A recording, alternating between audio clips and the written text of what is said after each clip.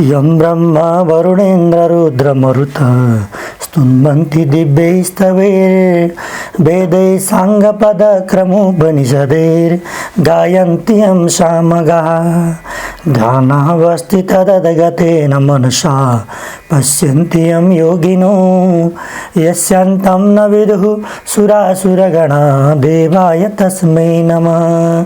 श्रीमच्चन्दनचर्चितो जलबभू शुक्लाम्बरा मल्लिका मालालंकृतकुण्डला प्रविलसन् मुक्तावली शोभिता सर्वज्ञाननिदानपुस्तकधरा रुद्राक्षमालाकरा वाग्देवी वदनाम्बुजे वसतु मे त्रैलोक्यमाता चिरं। मूकं करोति वाचालं पङ्गुं लङ्घयते गिरिं यत्कृपातमहं वन्दे परमानन्दमाधवं। नमो भगवते तस्मै व्यासायामि ततेजसे यस्य प्रसादतद्वक्ष्यामि नारायणकथामिमां। नारायणं नमस्कृत्य नरं चैव नरोत्तमं देवीं सरस्वतीं व्यासं ततो जयमुदीरये।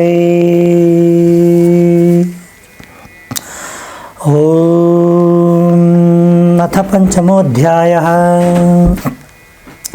कुमारजी आज्ञा गर्नुहुन्छ, हे आज्ञास्त मुनि, तिमीले सोधेको सबै प्रश्नको उत्तर दिइसके। अब के सुन्ने इच्छा छ भन, म सबै सुनाउन तयार छु। त्यति सुनि आज्ञास्त मुनिले बिन्ती गरे, हे कुमारजी, त्रिपुरासुरले कसको तपस्या गर्यो, त्यसलाई श्री महादेवले कसरी भस्म पार्नुभयो, यो सुन्ने इच्छा छ। त्यो सबै आज्ञा होस्। यस्तो मुनिको प्रश्न सुनेर कुमारजी आज्ञा गर्नुहुन्छ, हे मुनि, अघि विष्णु भगवानले हिरण्यक्ष दैत्यको वध गर्नुभयो अनि समस्त दैत्यहरू दुखी भएर खेद गर्न लागे। तब मया नामको दैत्यले मनमा विचार गर्न लाग्यो, जस्तो कामदेव नहुँदा रति भइन् त्यस्तै त्यो दानव राज मय पनि भयो। अनि बलवान तारकाक्ष र विद्युत प्रभा नामका आफ्ना मित्र समेत लिए मयले कठोर तपस्या गर्न लाग्यो। ती तीनैजना दैत्यहरू माघ पुसको जाडोमा हिमालयमा गई तपस्या गर्दथे। वैशाख जेठको घाममा पञ्चाग्नि तापी गर्मी प्रदेशमा तपस्या गर्दथे। यस्तै प्रकारले तपस्या गर्दा गर्दा 10,000 वर्ष बिताए। तिनका देहमा केवल हाडछाला मात्र बाँकी रह्यो। फेरि ती ठुलो सुखबाट पनि वञ्चित भए। तैपनि तिनीहरू सूर्य जस्तै तेजिला देखिन लागे। तिनको तपस्याले ब्रह्माजी प्रसन्न भएर तीनैजनाको सामुन्ने पुगी नम्र स्वरले आज्ञा भयो, हे दैत्यहरूमा श्रेष्ठ भएका वीर हो, तिमीहरूको तपस्याले म प्रसन्न भएँ। जे इच्छा छ सो वरदान माग। ब्रह्माजीको त्यस्तो वचन सुनेर साष्टाङ्ग दण्डवत गरी केवल गुणाले मात्र भूमिमा स्पर्श गरी हात जोडेर बिन्ती गरे, हे प्रभु, हजुर प्रसन्न हुनुहुन्छ भने हामीलाई कहिल्यै नमर्ने वर दिनुहोस्। बल पराक्रम पनि ठुलो होस्। फेरि विमान समान जो हामी 3 पुर बनाउने छौँ त्यसमा मनुष्यको गति नहोस्। हामी ठुला बलवान हौँ, यही वरदान दिनुहोस्। ती दैत्यहरूले त्यस्तो वर मागेको सुनि ब्रह्माजी आज्ञा गर्नुहुन्छ, हे दैत्य हो, त्यस्तो अवध्य वरदान दिन म असमर्थ छु। मृत्युको अवकाश राखेर अर्को वर माग, म दिन्छु, यसमा अन्यथा नमान। ब्रह्माजीको त्यस्तो आज्ञा सुनेर मयाले फेरि बिन्ती गरे, हे प्रभु, अघि मैले भने जति सबै कुरा हवस्। मृत्युलाई ती मैले बनाएका पुरहरू एकै स्थानमा रहने छैनन्। जब 10,000 वर्ष पुग्ला तब ती पुरको केवल आधा निमेष मात्र मेल होस्। अनि त्यही आधा निमेष भित्र जो एक बाणले ती तीनै पुरलाई नष्ट गर्न सकोस्, त्यही पुरुष हामीलाई मार्न सकोस्। मयका यस्ता वचन सुनेर तथास्तु भनी ब्रह्माजी आफ्नो लोकतर्फ जानुभयो। तब त्यो मय दानवले संसार नै नाश गर्ने इच्छा लिएर आदि कल्पमा ती पुरको रचना गर्दो भयो। ती 3 पुरमा पहिलो फलामको, दोस्रो चाँदीको र तेस्रो सुनको बनायो। ती 3 पुरहरू आकाशमा सुमेरु पर्वतका श्रृंग टाकुरा हुन्की जस्ता देखिन लागे। ती पुरहरू चन्द्रमाका किरण लाग्नाले अति शीतल भएका स्थान स्थानमा आँखी झ्यालहरू बनेका घरका अट्टालीहरू पनि अति अग्ला आँगनहरूमा पनि राम्रा राम्रा देख्दै मनलाई मोह पार्ने शिलाहरूले छापेका स्थान स्थानमा सुनले मडेका उत्तम पुरद्वारहरूमा रङ्ग बिरङ्गका रत्न जडेका मुगा मोती मणिहरू स्थान स्थानमा जडाएर बिजुलीको प्रकाश समान रत्नहरूको चारैतिर प्रकाश फैलिएको बनायो। फेरि चित्र विचित्र प्रकाश फैलाउने गरी हीरा मोती आदि रत्न जडेको वायुको वेग लाग्नाले फरफराएका पताकाहरूले शोभायमान भएका घरहरूका पंक्तिहरू पनि रत्न समूहका थुप्राने हुन् कि भन्ने भान पार्ने फराकिला मार्गहरू पनि सिँगारिए। घरमहलहरू पनि अनेक रङ्गका मनहरण गर्ने रत्नहरूले सुशोभित ध्वजा पताकाहरूले सिँगारेर ती विमान जस्ता तीन पुरलाई शोभायुक्त बनायो। अनेक रत्न जडेका गमलाहरूमा रङ्ग बिरङ्गका जात जातका उत्तम सबै ऋतुमा फुल्ने फुल त्यस्तै षड ऋतुमा फल्ने फलका वृक्षहरू लगायो। तलाउहरू पनि अनेक प्रकारका कमल कमलिनी कुमुदिनीका पुष्पले शोभायमान भएका तयार गरायो। यस्ता प्रकारले त्रिपुरवासीहरूको शोभाले युक्त महल तयार भयो। फेरि मयूर डाँफे आदि उत्तम पन्छीगणले युक्त र पुरुषका नङ लाग्नाले जसका पयोधरका गोलाकार घेरामा अर्धचन्द्राकार घाउ लागेका कलश जस्तै उत्तुङ्ग कुच भएका मदिराले राता राता आँखा भइरहेका लाजले मुसुक्क हास्य गर्ने लोलिएका नेत्र भएका यस्ता अनिध्य सुन्दरीहरूले व्याप्त भएका त्यो त्रिपुर परेबाट पनि अत्यन्तै रमणीय देखिन लाग्यो। यस्तो त्रिपुर मध्ये जो फलामको थियो त्यो मयले तारकाक्ष नामको आफ्नो मित्रलाई दियो। अर्को चाँदीको जुन सुन्दरपुर थियो त्यो विद्युत प्रभालाई दियो। जुन सुवर्णले बनेको सबैभन्दा उत्तम थियो त्यो मयले आफूले लियो। अनि त्यो त्रिपुर दैत्यपति मय मन्त्रीवर्गले शोभायमान भयो। त्यो दैत्यराज आफ्ना शत्रुहरू र तिनका सेनालाई परास्त गरेर आफ्ना हितैषी ब्राह्मण वर्ण र भृत्यवर्गले शहीद भई आफ्ना आफ्ना सुन्दरी स्त्रीहरू साथमा लिई रहँदा स्वर्गभन्दा पनि बढ्ता सुख भोग गर्न लागे। अनि तिनी लोकका आनन्दलाई ध्वंस गर्न लागे। साथै अभिमानले भरिएर देवताहरू सबै विजित भए भन्ने मनमा ठान्न लागे। तिनीहरूलाई मार्न लागे। उनका बगैँचाका असल असल वृक्ष र बिरुवाहरू उखेली फाल्न लागे।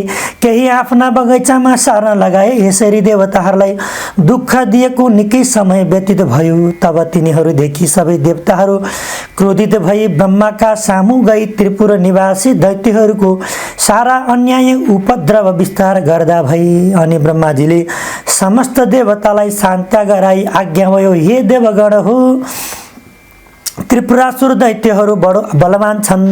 तिमीहरूद्वारा तिनको नाश हुन सक्दैन। तसर्थ नारायण आदि सकल देवता महादेवका शरणमा जाऊ, उनैले हाम्रो उद्धार गरिदिनेछन्। उनले हाम्रा शत्रु ती दैत्यहरूको अवश्य नाश गर्नेछन्।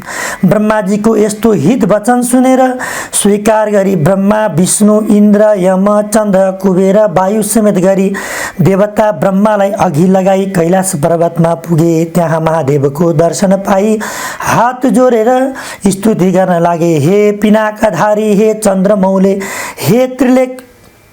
हे त्रिलोकेश अमित पराक्रमी, हजुरलाई कोटि कोटि नमस्कार छ।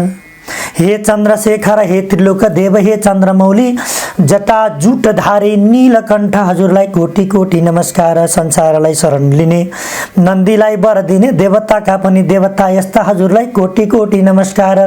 थोरै सेवाले पनि प्रसन्न भएर वर दिने, यज्ञका मालिक हिमालयमा निवास गर्ने यस्ता, हजुरलाई कोटि कोटि नमस्कार। योगीहरूले सदैव ध्यान गरिने, जगतको वैभवलाई तुच्छ ठान्ने, धर्ममा दृढ रहने, दिशारूपी वस्त्र धारण गर्ने, भक्तलाई वर दिने, ब्रह्माण्डका धाता विधाता यस्ता, हजुरलाई कोटि कोटि नमस्कार। सूर्य चन्द्र इन्द्र वायु आदि देवताहरूको सृष्टि र पालन गर्ने यस्ता, हजुरलाई कोटि कोटि नमस्कार। सूक्ष्म भन्दा पनि अति सूक्ष्म काल स्वरूप नित्य स्वरूप धारण गर्ने यस्ता हजुरलाई कोटि कोटि नमस्कार। परभन्दा पनि परब्रह्म स्वरूप शङ्करलाई कोटि कोटि नमस्कार। सारा ब्रह्माण्ड धारण गर्ने सूर्य चन्द्र वायु अग्नि र जल एवं आकाशको रचना गर्ने यस्ता हजुरलाई कोटि कोटि नमस्कार। हे सौम्य, हे पुरुषोत्तम, हे वपुष्मान, त्रैलोक्यको सृष्टि स्थिति संहार गर्ने यस्ता हजुरलाई कोटि कोटि नमस्कार। पुखाको दाँत भाँच्ने, दक्षको यज्ञ नाश गर्ने र कामदेवलाई भस्म पार्ने यस्ता हजुरलाई कोटि कोटि नमस्कार। सुरासुरका उत्पन्न कर्ता यज्ञका हर्ता धर्ता हे शिखण्डिन, हे नीलकण्ठ हजुरलाई कोटि कोटि नमस्कार। निरन्तर सुधा स्वरूप पार्वतीका भर्ता गणेश कुमारका पिता हजुरलाई कोटि कोटि नमस्कार। सदा मोक्ष रूप वरदान दिने हे विश्वेश्वर, हे ब्रह्मात्मन, हे वरदाता हजुरलाई कोटि कोटि नमस्कार। हे योगेश्वर, हे चण्डीश्वर, हे रुद्र, हे सर्वह, हे शम्भो, हे भीम, हे ईश्वर हजुरलाई कोटि कोटि नमस्कार छ। हामीदेखि प्रसन्न हुनु अवश्य। यस्तो देवताहरूले कातर भएर स्तुति गरेको सुनि तिनका मनको भाव जानी आज्ञा गर्नुभयो। हे देवता हो, जे इच्छा छ सो वर माग, मैले नदिने संसारमा केही वस्तु छैन। म इच्छा पूर्ण गर्न तयार छु, जे इच्छा छ निशङ्क भएर माग। यस्तो महादेवको आज्ञा सुनि प्रसन्न भएका देवताले विनम्र स्वरमा बिन्ती गर्दै, हे प्रभु, ब्रह्माको वरले उन्मत्त भएका मया आदि दानवले हाम्रा उर्वशी मेनका आदि अप्सराहरू बल जपत लुटेर लगे। नन्दन वनका असल असल बोट बिरुवा पनि कति उखेलेर लगे, कति नासे, कति आफ्ना घर ओसारे। देवताको नाश गर भन्दै हामीलाई अनेक तरहको कष्ट दिइरहेछन्। अमरावतीबाट पनि निकाल्यौँ भगवान, ती दैत्यको संहार गर्न ब्रह्मा विष्णु पनि समर्थ छैनन्। हे ईश्वर, अब जसरी हामी देवताहरूको भलो हुन्छ सोही वरदान बक्सियोस्। त्यति सुनि शिवजीले फेरि भन्नुभयो, हे देवता हो, तिमीहरू मेरो रुद्र तेजको एक अंश धारण गरी रुद्र तेजोमय रूपले ती दानवहरूको संहार गर। शिवजीको यस्तो वचन सुनि देवताहरूले फेरि बिन्ती गरे, हे भगवान, हामी हजुरका तेजको 1000 अंशको एक अंश पनि धारण गर्न समर्थ छैनौँ। रुद्र तेज धारण गर्ने कुरा त परिरहोस्, हेर्ने शक्तिसम्म पनि हामीमा छैन। हे प्रभु, हामी उप प्रसन्न भएर अजय त्रिपुरासुरलाई स्वयं संहार गरी बक्सनु हवस्। ब्रह्माजीको वरदान अनुसार दिव्य 10,000 वर्ष बितेपछि आधा निमेष ती त्रिपुरको मिलन हुनेछ। उही आधा निमेषभित्रमै त्यो त्रिपुरलाई जसले एकै बाणले भस्म पार्ला उसैद्वारा ती दैत्यहरूको संहार होला, अन्यथा तिनको मृत्यु हुने छैन। हे शशि शेखर, हामीदेखि प्रसन्न भई पापिष्ट त्रिपुरासुरको नाश गरी बक्सियोस्। देवताहरूको त्यस्तो प्रार्थना सुनि शिवजीले फेरि आज्ञा भयो, हे देवता हो, त्यस्तो अभेद्य त्रिपुर छ भने तिमीहरूको हितका निम्ति म एउटै बाणले ती तिनै पुरलाई भस्म पारिदिनेछु। त्यस्ता अजेय दानवहरूका साथ युद्ध गर्दा मेरो शक्ति थाम्न सक्ने हिमालय समान मेरो निम्ति एउटा रथ तयार पार, अनि म युद्धमा जानेछु। महादेवको यस्तो आज्ञा सुनि प्रसन्न भएका देवताहरूले प्रणाम गरेर हवस् भनी तत्काल विश्वकर्मालाई डाकी महादेवको निमित्त समस्त देवतारूपी अवयव भएको सुवर्णमय रथ तयार बारे। त्यस रथका दुवै पाङ्ग्रा सूर्य चन्द्र भए। दक्षिण पाङ्ग्रामा 12 सूर्य भूषण बनाइयो, बायाँ चक्रमा 27 नक्षत्र र 16 कला भूषण गराइयो। 6 ऋतु रथका दायाँ बायाँ राखिए। आकाशको गजुर र पाङ्ग्रा अड्याउने दण्ड मन्दराचलको बनाए। अयन र संवत्सर रथका वेग भए। 4 समुद्र र रथका कुण्डलिका भए। गङ्गादि समस्त तीर्थ राम्रा राम्रा वस्त्र आभूषण पहिरी स्त्री रूप धारण गरेर हातमा चमरले रथमा उभिए, सारथी स्वयं ब्रह्माजी बने। ब्रह्मा स्वरूप ओमकारको कोर्रा बनाएर विन्ध्याचलको छत्र निरूपण गरे। मन्दराचलको पार्श्वदण्ड बनाए, सरस्वती घण्ट भइन्। श्री नारायण अग्निबाणको टुप्पो भए, 4 वेद 4 घोडा भए, ताराहरू घोडाका गहना भए। हे अगस्त्य मुनि, यसरी समस्त वस्तु त्यस रथका अवयव भए। यसरी जब धनुबाण सहित रथ तयार भयो, तब पृथ्वी र आकाश कम्पित पार्दै भगवान शिव त्यस रथमा आरूढ हुनुभयो। त्यस रथका अघिपछि शिवका गण शम्कुकर्ण, चण्डेश्वर, गणेश, नन्दी आदि प्रमथ गणहरू शूल, पट्टिस आदि अनेक शस्त्रास्त्र लिएर शङ्ख, भेरी, मृदङ्ग आदि बाजा बजाउँदै महादेवमाथि अनेक थरीका पुष्प वर्षा गराउँदा भए। महादेवले देवताहरूको स्थिति देखि आफ्नो तेज खिची केही कम पार्नुभयो अनि देवताहरू रुद्र तेज सहन गर्नमा किञ्चित समर्थ भए। त्यसपछि नारद मुनि ती दैत्यहरू कहाँ गएर भन्न लाग्नुभयो, हे दैत्यराज, देवताहरूको स्तुतिले प्रसन्न भएका महादेव स्वयं तिमीहरूको संहार गर्न भनी आइरहनु भएको छ। अब तिमीहरूको जो इच्छा छ सो गर, नभए तिमीहरूको अविलम्ब नाश हुनेछ। नारदजीका यस्ता वचन सुनि दैत्यराज मयले आफ्ना मित्र तारकाख्य, विद्युतमाली र अन्य योद्धाहरूलाई डाकी नारद मुनिले आज्ञा भएको सबै कुरा विस्तारले सुनायो।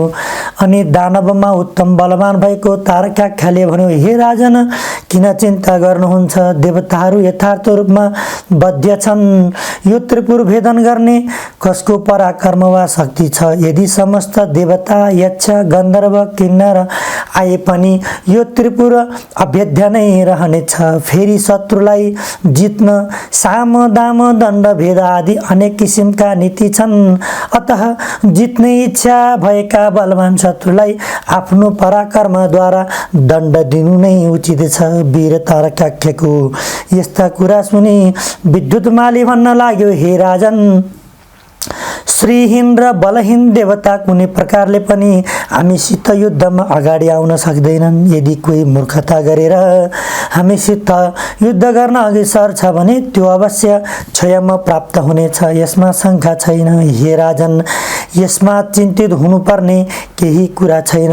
एकमत भएर युद्ध गरौँ अनि समस्त देवतालाई जितेर इन्द्रको पद पनि भोग गर्नु हवस्। फेरि अघिका हिरण्याक्ष र हिरण्यकशिपुको पद पाई 14 भुवनको अङ्कटक राज्य भोग्नु हवस्। विद्युतमालीका त्यस्ता कुरा सुनेर मयले शान्त स्वरमा भन्यो, हे दैत्य हौ, सुन्यौ, अब हाम्रो नाशको बखत आइपुग्यो। यति भनेर देह कम्पित पार्दै र शिर हल्लाउँदै फेरि भन्न लाग्यो, जो शत्रु आफूभन्दा बलियो वा निर्बल छ भने त्योसित साम, दाम, दण्ड, भेद आदि नीतिको प्रयोग गर्न सकिन्छ। तर यी त सम्पूर्ण जगतका स्वामी श्री महादेव हुन्। उनी दानव र देवता भन्दा धेरै व्रता श्रेष्ठ छन्। यदि देवताको हितका लागि उनी स्वयं हामीलाई मार्न आइरहेका छन् भने यसको त कुनै उपाय छैन। केवल महादेवको नजिक गई उनलाई नमस्कार गरौँ भन्ने मेरो यो अन्तिम निर्णय हो। यदि हामी उद्दण्ड झैँ कठोरता धारण गरेर उनका सामु युद्ध गर्न गयौँ भने केवल उनको दृष्टिपात हेराइले नै भस्म हुनेछौँ। ब्रह्मादि देवता पनि दुखी भएर जसका शरणमा जान्छन्, आज उनै ईश्वर हाम्रो नाश गर्न आइरहेका छन् भने हाम्रो के गति होला भन्न सकिन्न।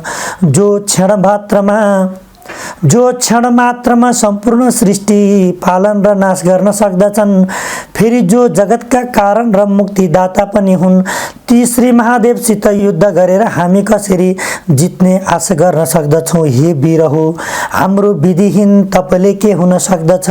फेरि त्यसको फल हामीहरूले धेरै वर्षसम्म भोग गरिसक्यौँ। अतः म भन्दछु, हे दानवीर हो, तिमीहरू सबै कालले प्रेरित छौ, त्यसै कारण युद्ध गर्न तम्सिरहेका छौ।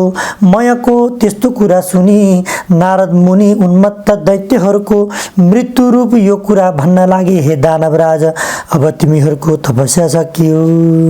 यदि सङ्ग्राममा पछि हटेर नपुंसक झैँ देवताहरूको शरणमा जानु भन्दा त सङ्ग्राममा लडी वीरगति पाउनु नै उत्तम ठान्दछु। यदि शिवका हातबाट मर्न पायौँ भने उनका प्रथम गणको अधिपति पनि हुन सक्दछौ। सङ्ग्राम नगरेर शरणमा पर्न गयौँ भने पनि देवताको हितका लागि तिमीहरूलाई नमारी छाड्ने छैनन्। फेरि दानवहरूका राजा वीर पराक्रमी भएर पनि कायरतातिर लाग्नु उचित छैन। कायरदेखि शिवजी प्रसन्न हुँदैनन्, बरु युद्धमा पराक्रम देखाउने वीरदेखि प्रसन्न हुनेछन्। अत किन नलड्ने, अवश्य लड। यदि संयोगले जित्यो भने तिनै लोकको सुख भोग गरौला। नारद मुनिका यस्ता कुरा सुनेर तारकाख्य र विद्युत्माले दानवहरू आयुष्य क्षीण भइसकेका हुनाले भन्न लागे, ठिक हो, उत्तम हो, नारदजीले आज्ञा भएको उचित हो। दानवराज मैले पनि आफ्ना सहयोगीहरूको कुरा सुनि अब समस्त दानव वंशको संहार हुने समय भयो भन्ने जानी नारदजीले आज्ञा भएको उचित हो भनी समर्थन गरे। अनि मयका वचन सुनेर नारदजी प्रसन्न हुनु भएर समस्त दैत्यहरूलाई युद्ध गर्न उद्धत पारी मयसित बिदा मागी महादेव कहाँ गएर उहाँ भएको सबै कुरा निवेदन गरे। त्यसपछि समस्त दानवहरू युद्धको इच्छा गरी अनेक तरहका शस्त्रास्त्रले सज्जित भई लड्न तयार भए। बलनामा, नेमिनामा, वाडासुर, तारकाख्य, विद्युत्माली आदि प्रधान दानवहरू पनि युद्धको निश्चय गरी राजा मयका सामुन्ने आए। अनेक प्रकारले सिंहनाद गर्दै गर्जन थाले। फेरि ती दानव सैन्य स्वयं दानवहरूलाई नै भयदायक देखिन लागे। परस्पर ऊ रथ आयो, उता हेर ऊ महादेवका रथको ध्वजा देखियो भन्न लागे। भय र शोक त्यागी नाना तरहका शस्त्रार्थले युद्धको इच्छाले जसरी पशु आगोको नगिच गए झैँ कालले प्रेरित दैत्यगण शिवको रथ कहिले आइपुग्छ, युद्ध गर्न पाइन्छ भनी हेरिरहे। त्यसै बखत पश्चिम सागरको शिरोभागमा रहेको अनेक सौन्दर्यले शोभा बढाइरहेका ध्वजा पताका आदिले सज्जित एवं सुशोभित सुमेरु पर्वत समान त्रिपुर देखियो। नन्दीश्वर आदि महादेवका प्रधान गणहरू उच्च स्वरले सिंहनाद गर्न लागे। तिनको सिंहनाद सुनेर दानवगणहरू पनि नगर छाडी बाहिर निस्के। यता चण्डेश्वर पनि उज्जवल कुठार हातमा लिएर डरलाग्दो मुख पारी शिवगणका सामुन्ने आए। फेरि देदीप्यमान त्रिशूल हातमा लिए शिवकै समान पराक्रम गर्ने इच्छा भएका गणका अधिपति पार्श्वभागमा आए। अर्को गणका स्वामी शङ्कुकर्ण मुसला हातमा लिएर अर्को पार्श्वमा डटे। नन्दी, भृङ्गी, ऋटी, तुण्डी र वीरभद्र आदि प्रधान वीरहरू पनि वज्र, त्रिशूल, गदा, परिघ आदि लिएर युद्धमा अग्रसर भए। यता दानवगण पनि शिवजीको रथ आएको देखेर युद्धका निमित्त अनेक शस्त्रास्त्र लिएर शिवगण माथि जाइ लागे। अनि दुवैतर्फबाट युद्ध सुरु भयो। शिवजी पनि त्रिपुरलाई भस्म हुन लागे झैँ देखेर प्रसन्न मुद्राले सङ्ग्राममा तत्पर हुनुभयो। नन्दी महाबली दानव सित जुधे। भृङ्गीले 10 बाणद्वारा विद्युत प्रभालाई भेदन गरे, तर राता राता नेत्र पारेर अनेक शिलाले ठोक्दा पनि उसलाई केही हानि गर्न सकेनन्। तब श्रृङ्गी र ऋटीले त्यस दैत्यका पृष्ठदेशमा प्रहार गरे अनि उसले पनि सर्प झैँ निश्वास फेर्दै ठुलो शूलले भृङ्गी र ऋटीलाई मर्ममा प्रहार गर्यो।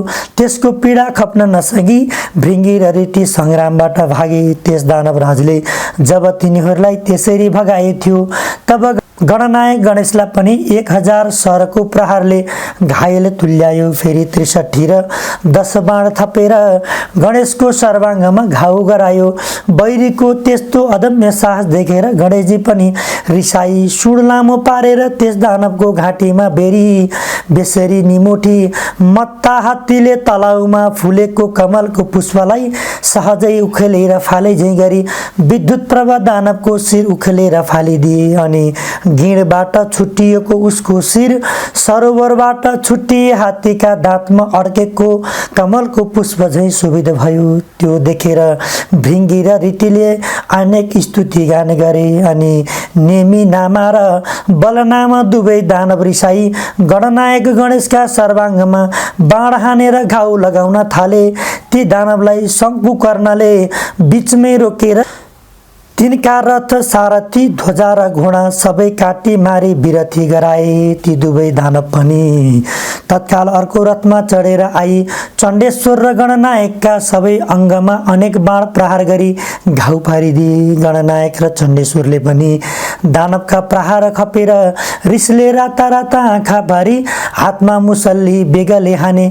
त्यसको चोट खप्न नसकी दुवै दानव यमराजको नगरमा पुगे। त्यसपछि त्रिपुर निवासी ठुला ठुला जो योद्धाहरू थिए ती सबै रिसले चुर भई एकसाथ निस्केर वज्र, त्रिशूल, परिघ, कुठार आदि अस्त्रले शिवजीका गणमाथि जाइ लागे। यसरी परस्पर घोर घमासान सङ्ग्राम चल्न लाग्यो। महादेवको आज्ञा पाएका शिवगणहरू पनि गजराजले कदलीवन ध्वस्त पारे झैँ र उन्मत्त सिंहले मृगहरूलाई झर्काए झैँ ती दानवहरूलाई छिन्न भिन्न पारी मार्न लागे।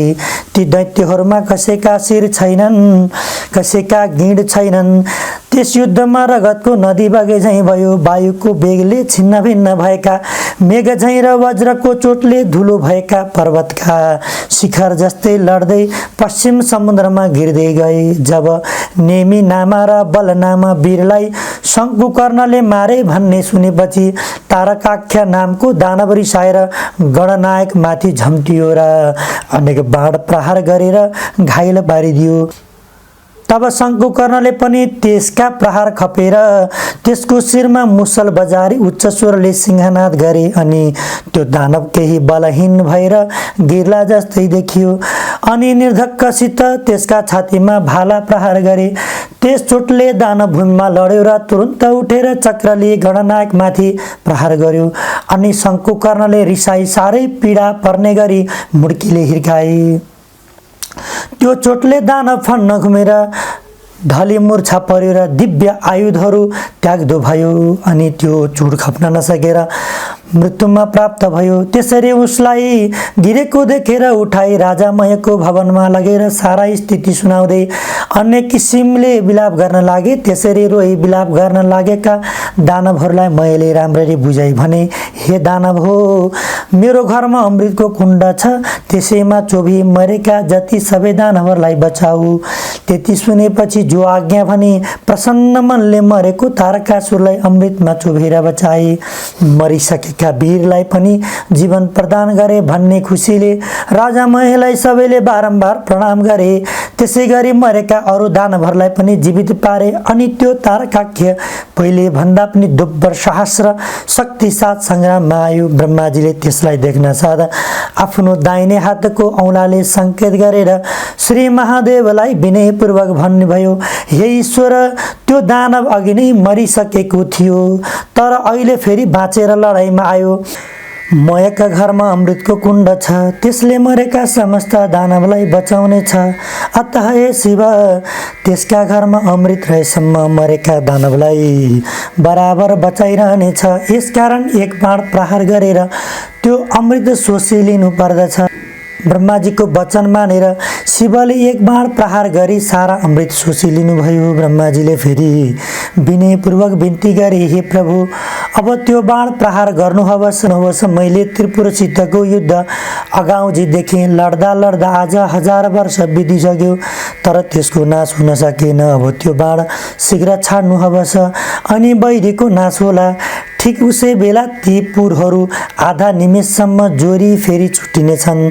ती पुरहरू एकपल्ट जोरिएर छुट्टिएपछि जति बाण प्रहार गरे पनि सफलता प्राप्त हुन सक्दैन। हे प्रभु, मेरो प्रार्थना स्वीकार गरी बक्सिन्छ भने तत्काल बाण प्रहार गरेर यस त्रिपुरलाई नाश गर्नुहोस्। ब्रह्माजीको त्यस्तो विनययुक्त कुरा सुनि ठिक हो, असल हो भनी त्यो अग्नि सोमयुक्त उग्र बाण धनुमा राखी धनुलाई तल माथि झुकाई दिव्य 10,000 वर्ष पुग्न सादा आधा निमेष आँखा झिम्म गरेर उघारे जति समयको लागि त्रिपुर जोरियो।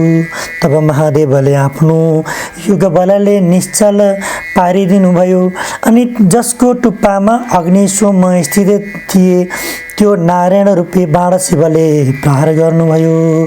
त्यो बाण छुट्न साथ त्रिपुरका भव्य महलहरूमा आगो लागेर चारैतिर डर्न थाल्यो। धिक धिक कष्ट कष्ट भन्ने शब्द सुनिन लाग्यो। महादेवले तत्काल नन्दीलाई भन्नुभयो, त्यो माया दानव मेरो प्रिय भक्त छ, त्यसलाई अग्निले नडडाउन्। श्री महादेवको त्यस्तो आज्ञा पाउन साथ वायुरूप भई बाणभन्दा पनि बेगले गई मयको घरमा नन्दीले देखे राजा मय शिवलिङ्ग सामुन्य राखी उनकै ध्यान गरिरहेको छ। तब नन्दीले मयलाई भने, अग्निले तिमीलाई जलाउने छैनन्। मयले तुरुन्त नन्दीलाई प्रणाम गरे। त्यसै बेला अग्नि पनि आइपुगेर नन्दीले शिवको आज्ञा अग्निलाई सुनाइदिए। तब अग्निले मय दानवतिर फर्केर भने, हे शिव भक्त, अब तिमी यो नगर छाडेर तुरुन्त जाऊ। मयले जो आज्ञा भनेर सुवर्णको शिवलिङ्ग बोकी तत्काल पाताल गए। यता नन्दीले फर्केर गई सम्पूर्ण कुरा शिवजीलाई बिन्ती चढाए। अब त्रिपुर भस्म हुन लाग्यो। त्यसका वेदी महल उद्यानहरू धमाधम भत्किएर नासिन लागे।